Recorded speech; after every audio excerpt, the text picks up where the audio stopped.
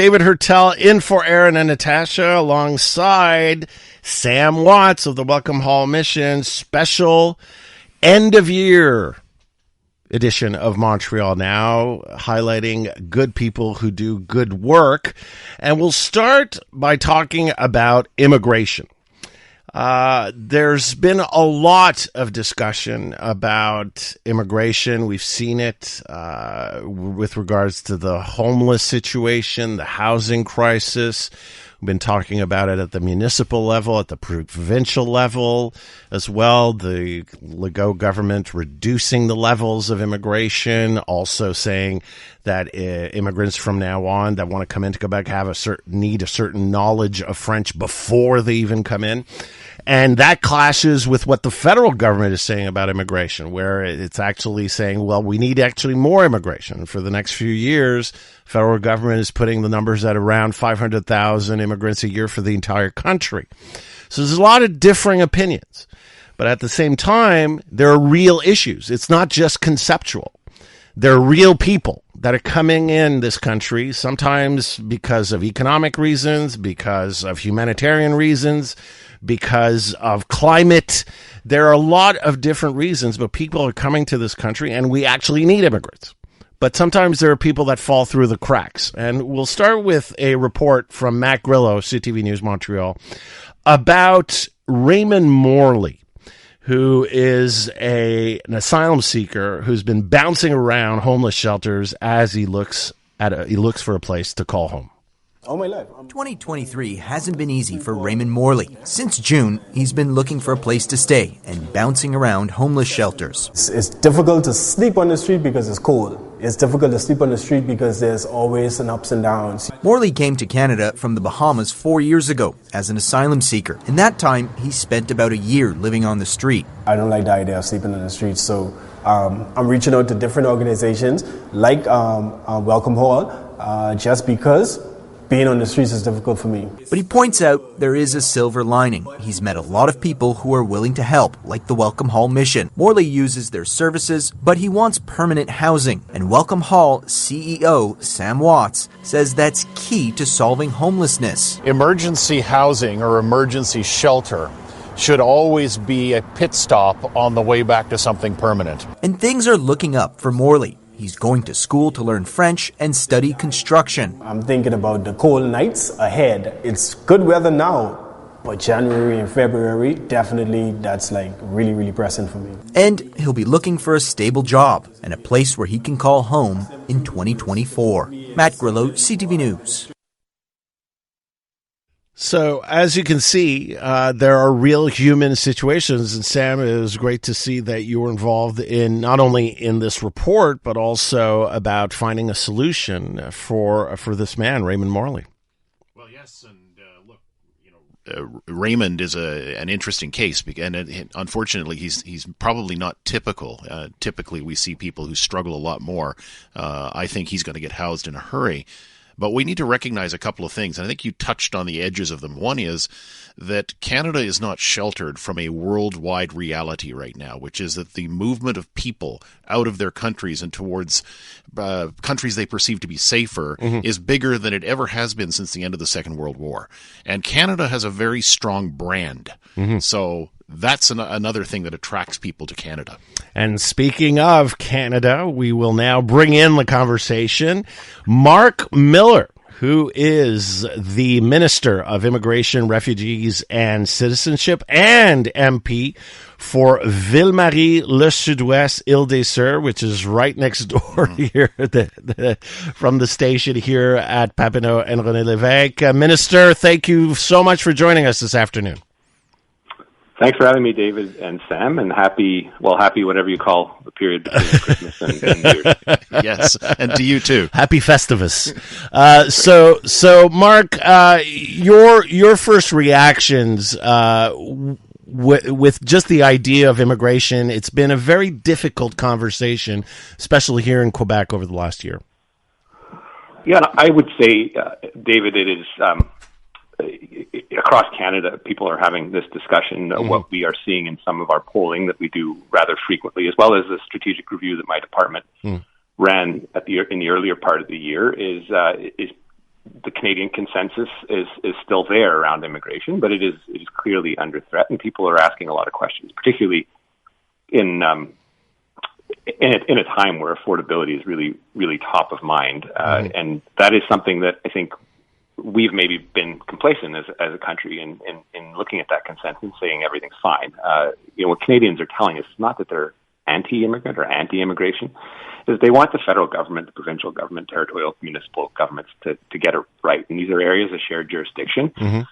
You played that role in Quebec effectively, David, so you know about it. But all in all, Canada has done well and is internationally recognized as such. If you look at our European comparators, Britain, and then the U.S. as well, we have done perhaps the best job at making the working age population younger, and that should be keeping anyone that cares about this issue up at night. Because if we want to maintain all the social services, all the services that Canadians expect from their governments, and has become the DNA or fiber of what we believe is Canadian, we have a problem with our working age population. But we've done better than other countries, but it doesn't mean it's perfect, and we got to get it right. And with increased volume come the challenges that you see and that are increasingly documented, and many others. So I think we're up to it as a country, but it is a challenge, and it isn't one that won't have some ups and downs in the next couple of years. No, absolutely.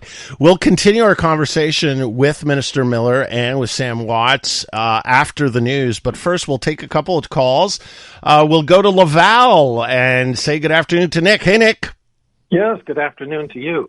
I'm sorry, but I cannot agree with anything that Mr. Miller says. The Liberal plan to bring in vast numbers of people at this rate, beyond any capacity of the nation to absorb them in terms of housing or health care, is absolutely beyond ridiculous. And to claim that we need vast numbers of people to support the economy and so on.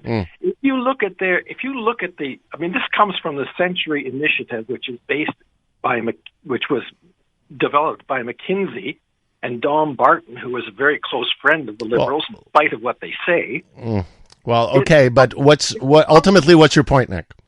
It's a Ponzi scheme, and it will fail. It will cause a huge collapse. If you study their documents and analyze it, it's a Ponzi scheme. Okay, this is an opinion that is out there, and we will talk about this. Nick, I appreciate the call. I appreciate that you're voicing that opinion because it is real. It is out there, and we will talk about it with the minister, with Sam, and myself. I disagree with that position, but we will continue to talk about this on the other side of news. I'll take one more call. I'll go to Cornwall and say good afternoon to Tony. Hey, Tony. Yeah, hi. I'm glad that guy was on before me because I'm a product of an immigrant family, and I think that within one generation, we have done well. And so have many, many, many. And I'm not a Liberal supporter by any chance, and I've talked to you before. Yes. And I'm a highly conservative. I'm a constitutionalist. I don't really believe in the political parties because I believe in policy, and I actually wanted to talk to you yesterday, got cut off, but the thing is... Yeah, you're the one. We don't know what happened. Yeah. We don't know what happened. Just my battery power. Oh, okay. Out in the forest. Yeah, I remember you. Yeah, I was wondering what happened. Yeah. So the issue for me, it's not a popularity contest, it's policy, right? It is. So if I'm a guy that's true to my beliefs, okay, I don't care if it's Justin Trudeau or PP Pierre Poilievre, okay? It's not a popularity contest. It's a bundle of policy issues. So what's good for me is that our country is underpopulated. We're lucky the indigenous shared this country with the French and the English. But they would use another word, I think, Tony. But well, no, but if you speak today, I digress. Go ahead. Okay, so I did just as we digress, and that's what conversation is about, digression. But the point is, the Mohawks today say to me, Tony, we shared, because our philosophy is share the earth. They have a philosophy of green. And their green plan is not a liberal green plan or a Poilievre. It's share the earth and create in the 60s, we were worried about saving the rivers and Lac St. Louis, okay? I believe that. I don't believe that's a political agenda. That's a human issue. So immigration, okay, to get back on point, we have an underpopulated landmass. It's the second largest landmass in the world. So what do I want from a government? I want a government that says, let's look at scarcity. Let's look at an economic plan. We want a long short-term solution to a labor issue, whether it's liberal or not. I don't know the liberal minister, and I greatly respect that you have him on, and I will be respectful to any government people that are there. But you have to understand, though I don't vote for the Liberals, I agree with that plan. All right. If we have to... make our country greater. Tony, aren't we supposed to have better people coming here all the time? Come on. Fair point. Tony, I gotta go. Sorry, I'm right up against news. I gotta go. Thank you for the call, but there you have it. See, I could have planned it better. The two opposing viewpoints. You're listening to a very special edition of Montreal Now, the last edition of 2023 for the third year in a row. I'm joined by Sam Watts of the Welcome Hall Mission. I'm David Hertel, and this is Good People Doing Good Work. And for this next few minutes, I'm joined by our immigration minister, our federal immigration minister, Marc Miller. Marc, you heard, I couldn't have planned it better. This was not planned at all, but you heard really, it kind of encapsulated those two diametrically opposed visions of immigration. It reminds me, like earlier this year, I remember waking up one Saturday morning in May, and the front page of the Journal de Montréal, I'm sure you remember it, there was this fleur de lysée in a bear trap. And the Journal de Montréal title, you know, the trap that the federal government is laying. They're trying to drown the Quebec nation with immigrants. And so there is this idea that there are too many immigrants. And on the other side, a lot of people understand that we actually need immigration. This country was built on immigration, but it seems to be how we do it, the pace at which we're doing it. So when you hear those diametrically opposed points of view, what's your reaction, and what can the federal government do to maybe bring back these people that are so opposed to immigrants? Yeah, it's not an easy one. No, I had to go through it when I was immigration. I remember, François Legault, Jean-François Lisée of the PQ would attack me and Philippe Couillard about this 5, 6, 7 years ago. So I'm not saying it's an easy one, but now you have the potato. So how do you plan on dealing with it? Yeah, I mean, I wish to heavens we could depoliticize this discussion. So true. That's a bit wishful thinking. The conversation earlier sounded a bit like my Christmas dinner conversation, frankly. And different relatives have different views on things and the way you're performing. I don't need people to vote for me to have this conversation, David. I think we have to have this as a country. What I'd say to the first caller, coming from a place that is very immigrant heavy in Laval, is that we do have a challenge as a country. When we talk about our health, he talked about the services and the healthcare services and the pressure that they face. 30-40% of nurses, of pharmacists are immigrants. So we sometimes fail to look at the other side of the equation in terms of what roles these people are filling when they're coming in. Our immigration programs tend to be high skilled, and we go and get the best and the brightest, and we're the envy of the rest of the world for our ability to do that. It doesn't mean that the numbers don't have a pressure that can have an impact on society, particularly in an area that is struggling in a sea of English to preserve the French language. And Robert Bourassa, as part of the negotiation of the Quebec-Canada Accord, specifically wanted this arrangement, which is unique in Canada that we have with Quebec, which is to take have some autonomy over those numbers. The stated point was to maintain Canada's demographics, or Quebec's demographics in Canada. And that was an important premise of an agreement that other provinces, quite frankly, are jealous of. It sees us as a federal government give well over $700 million to Quebec to maintain levels of French, to teach French, to integrate folks into Quebec, which has more of a challenge than, say, Saskatchewan or Ontario would because of the need to teach the French language. But it is unique, and it's done a lot of good. But that comes with, political challenges, sometimes the need politically to weaponize these issues. And I think that's frustrating because what I'm looking at isn't an electoral challenge, although it can become one. It's really a generational one where if we don't get this right, if we don't do it right, and this is what the polls are saying, this is what our strategic review has told us, Canadians will turn on this consensus. And it's something I think we need to start speaking about and having these conversations, even when they're difficult ones. We're all immigrants other than Indigenous peoples in this country. And, let's be frank, we weren't really having the intensity of this conversation before the interest rates started to jump. And so, the tendency is to look at where we see spikes, and there is volume increases. I would say it's less in permanent residents and Canadian citizens, and the numbers that we talk about in terms of those people that will become Canadian citizens, but rather the non-permanent resident numbers, international students, temporary foreign workers that have really created a push on the market in certain areas, particularly in Ontario, where we see large numbers going up in non-permanent residents. And I think that's something we can rein in the coming year or so. Sam? Yeah, just a quick question for you, Mark, while I've got your undivided attention. And one of the areas that I suspect can be dealt with, and this is probably a question for you, is Canadians, I think, are starting to get frustrated when they see people experiencing homelessness who've just arrived in the country or arrived in the country maybe 6 months ago or so. And so they end up in homelessness shelters, they end up in the food bank system, food security, and so on. Is there anything that the federal government can do to sort of cut that off at the pass? Because I suspect that that's one area where in the short term there can be things done. Yeah, and it's a difficult challenge because, as you talked about earlier, Sam, Canada is not immune to the waves of immigration that we are seeing across Europe, across the States. It is existential to the current U.S. administration's the way they're dealing with the southern border. We have the luxury of not having that. We have two oceans, one on each side, block of ice, and a nuclear superpower to the south of us. Yet we are facing historic numbers of asylum seekers that come here in an irregular fashion.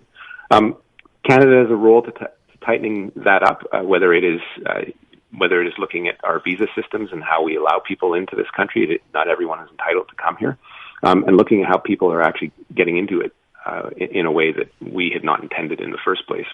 We were seeing an increased number of arrival of irregular migrants at the airports, and I think that's something I think we can deal with in a better way over the course of the next year. We have seen challenges, particularly with visa-free travel from Mexico, and that's something I think we need to look at. We have to do it in the diplomatic context of Mexico being one of our most important trading partners. But those volumes that we're seeing are untenable, and it's something that people will have to keep their eyes open for in the next year, and the moves that we'll make as the federal government tightening that up a little. I think generally when we talk about asylum seekers, people sometimes confuse that with the planned refugee welcoming processes that we have, whether it's from Afghanistan or Syria, and conflated into one large idea. It isn't. There are lots of people that come here that have not come in a regular fashion, and that's one where I think the tolerance level is much lower than, for example, the demands we got in the past of bringing Ukrainian refugees to Canada that are fleeing Russian aggression, or the waves of Syrian refugees or Afghan refugees. Those are things that Canadians expect us to bring people and welcome them in a way that Canadians would expect people to be welcomed. But there is that tolerance level that isn't as high for people that are coming here in an irregular fashion. So, Mark, and this is going to be our last question to you. I know you have to leave us after this. How do we change the conversation in the context that, and you did a fantastic job, consensus all across the country. Everybody says you did a fantastic job when you were at Indigenous Services. You're relatively new in this portfolio. But this is like the third federal minister of immigration we've had since 2021. And this is, in the polling, immigration keeps rising as a source of concern, not only in Quebec, but across the country.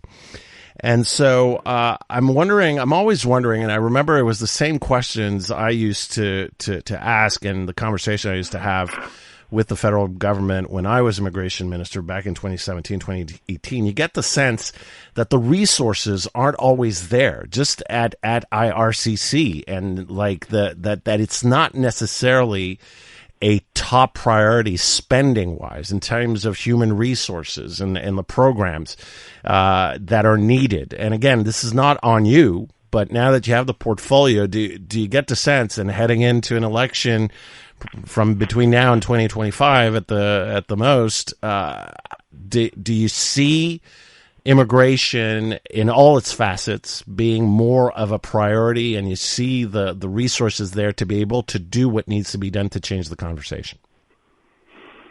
Yeah, I mean, I think we have to agree that we're not going to agree on all of these things, and that's an important point of maturity. I think Canadians want to see that their immigration ministers are competent, are doing their jobs, are not stuck with a system that is still churning in the mid 20th century, and that's something that just increases the frustration when they see all these things happen, and you can't get a visa. You're waiting for your spouse to be reunified after 6, 10, 12 months, and then you see an international student come in on a 30-day turnaround. That's immensely frustrating. So you mentioned this, David, that resources are key. We only recently invested significant amounts of money coming out of COVID to fix a system that hadn't been ready for the 21st century. That was calling into question the very competency of the federal government. And so those are things where we are seeing results. We have an Auditor General report that proves as much, but we have to continue showing to Canadians that we are doing that. Otherwise they will rightly turn on us. And then continue that conversation about what that Canadian consensus is. We have a lot of businesses, a lot of actors in civil society that are more credible than the federal government in this, that benefit wildly from immigration. They need to start speaking a little more about how important this is to our country, how important it is to Quebec, how important it is to Canada, and make sure that we bolster that consensus, because it's there. And, heaven forbid someone should decide one day to completely turn off the taps because they weaponize this issue, because the downturn and the impact would be significant. And I think people would inevitably regret it, but we don't need to go there. I mean, we already see that tone happening or threatening to happen in the States. I think we can resist it, but time will only tell. Well, Marc, I can only wish you all the success possible as you enter 2024, and I want to thank you for your service and for spending some time with us this afternoon. Thank you both. Really appreciate it. Thanks, Marc. The Honorable Marc Miller, Minister of Immigration, Refugees, and Citizenship, and the Member of Parliament for Ville-Marie-le-Sud-Ouest, Île des Sœurs.